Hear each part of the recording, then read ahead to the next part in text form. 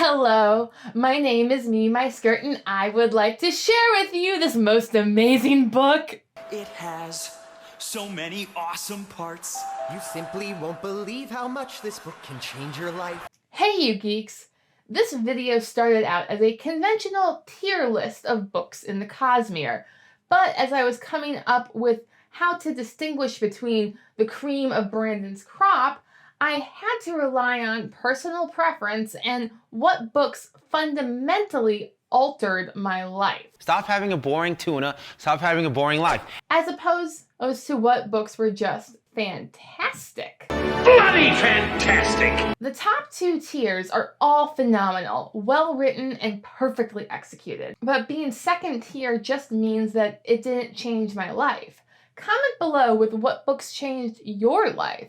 Also, while we're talking YouTube business, I'm less than 10 subscribers away from my benchmark of 1,500. So please subscribe and hit the bell if you like what you see. In the middle tier, we have Goodreads, which means I enjoyed it and probably read it at least twice. But you've read it twice! Well, it's my favorite. Far-off places, daring sword fights, magic spells. The fourth tier is for a very particular book, which is, I guess, well written, but emotionally destroyed me. These wounds won't seem to heal. And lastly, the bottom tier is for another very particular book, which I believe has a very special place in hell. It's a nice place, relatively, very windy, but still Inferno.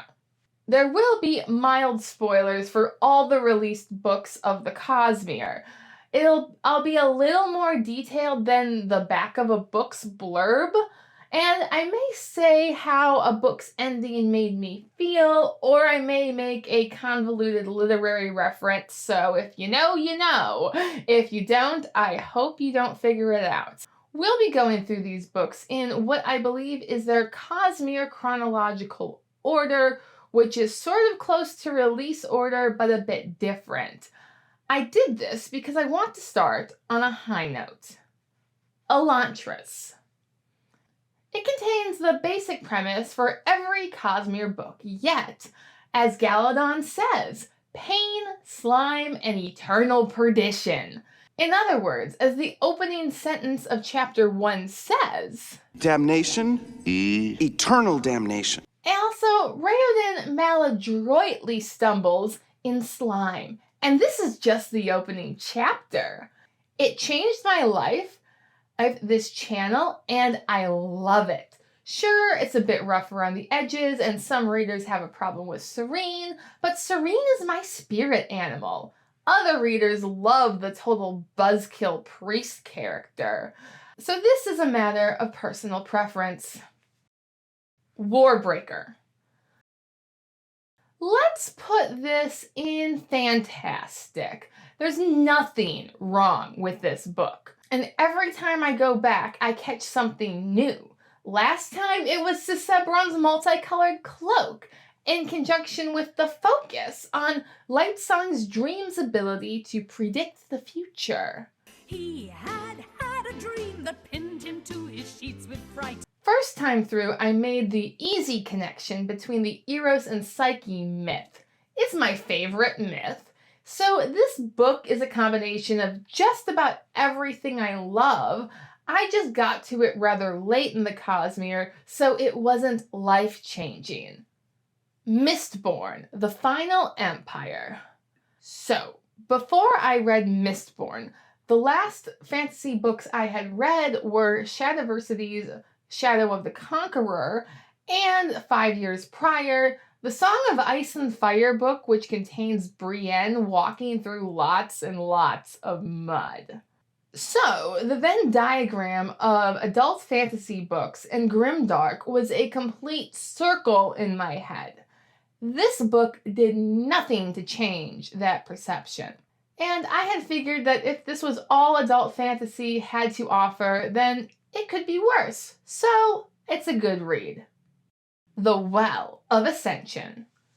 The only good thing I can say about this book is whatever Sando had in his system about writing a love triangle between a moody boy and a golden prince and a emo girl, he got out of his system before Words of Radiance came around. Other than that, nothing happens. There are a few epic character death scenes and some likable characters, but these characters are better practically everywhere else. The Hero of Ages. This is, unfortunately, the book which convinced me that Sando was like every other fantasy author, a nihilist who only created likable characters to kill them off. The only question I had was, why does it hurt so much? Because it was real. The Emperor's Soul. 3 reasons I had picked this book up. First is that Sando said it was inspired by Taiwan, and I love Taiwan. Second, I had just moved to a new city and had a very limited social life. Third, the book was thin, so it couldn't be that devastating. I was wrong. It was utterly devastating and utterly wonderful, and convinced me that maybe I had judged Sando a bit too harshly. Therefore, it changed my life. White Sand. I'm using the cover of the new edition as a stand-in for all 3 of the original graphic novels because it looks better. This highlights the first problem with these books. For a graphic novel, some of the pages just aren't aesthetically pleasing. The second problem is that Brandon's prose has a way of making this character's inner monologue flow as they work out problems. The snippets we get in the graphic novel just sound more like a character's checklist of information the audience already knows. Jesus, shut up! On the bright side, this book does fix one of the main problems I had with The Well of Ascension. Despite all of its problems, it's still a good read. The Way of Kings. In a move that will surprise absolutely no one, I hope, I'm putting this book in Life-Changing. It completely shattered my preconceived notion that all adult fantasy had to be dark and gritty. Not that The Way of Kings is a picnic. No, the rules of pain, slime, eternal perdition are all there. But Sando makes the road to perdition a fun journey. Every day, another new adventure. Words of Radiance. Although I can acknowledge that this book is objectively the best written book Sando has ever done, I wanted to slap Kaladin for most of this book, and his revenge quest broke my heart. I didn't yet despair because I had faith Sando was setting him up for a big dramatic turn. So instead of getting a tier of its own, we'll just put it in Life-Changing. I had read it in April of 2020, finished it right before the Easter Vigil, thus forever changing my focus for whatever Mass begins with the collect, that is opening prayer, in which we thank God for a night most radiant. Edge Dancer. People's opinions of Edge Dancer vary based on how they feel about its main character, Lift. I didn't hate Lift going into this story, and it's oddly a perfect balance of a wacky children's adventure with eldritch horror. So we'll just put it in fantastic and move on.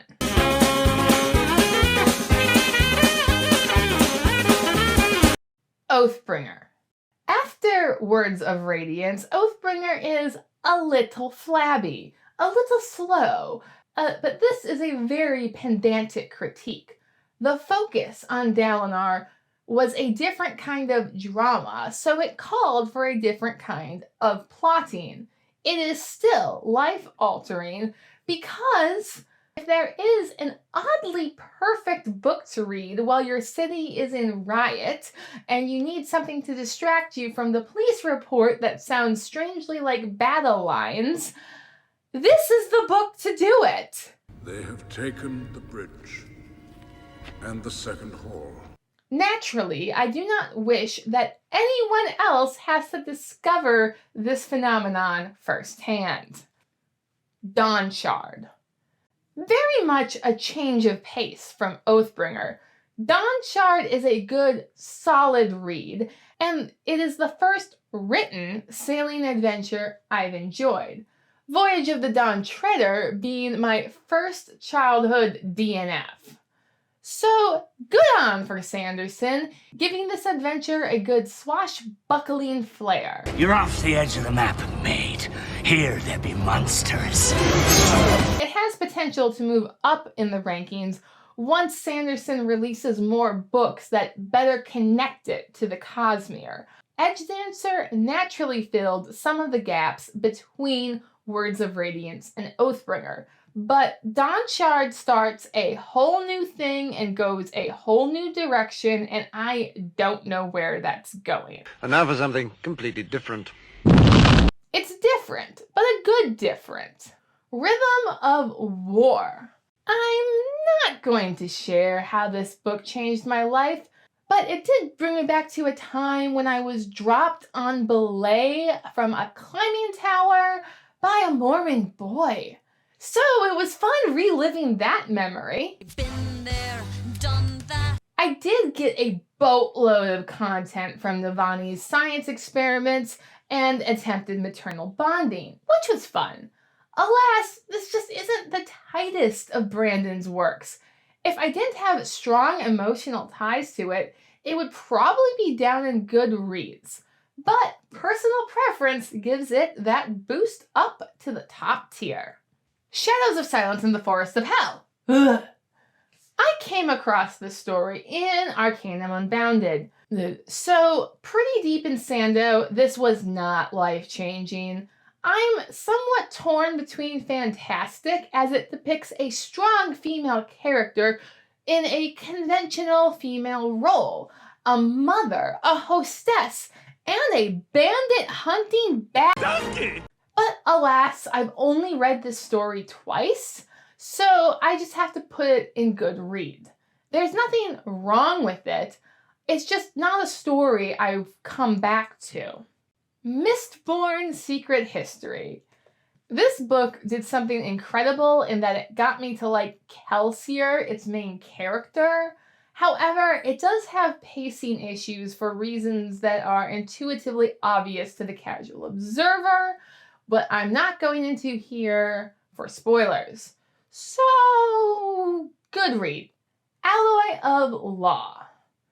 This book finally let me have fun on Scadrial. Of course, it is dark and gritty, but after the obligatory opening of His wife is dead. Hey, Robin! It really picks up.